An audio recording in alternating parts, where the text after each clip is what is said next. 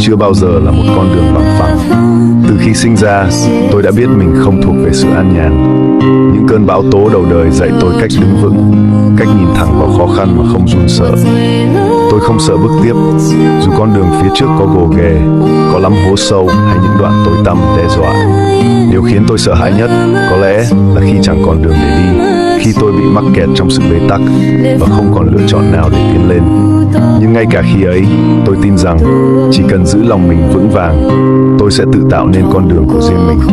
Bởi tôi đã sinh ra trong giông bão, những khó khăn nhỏ nhặt như vài hạt mưa rơi chẳng thể làm tôi chùn bước. Mưa rơi có là gì?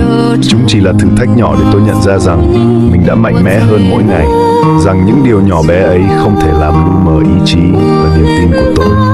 Tôi bước tiếp không phải vì không sợ hãi, mà vì tôi biết phía cuối con đường, ánh sáng vẫn đang chờ.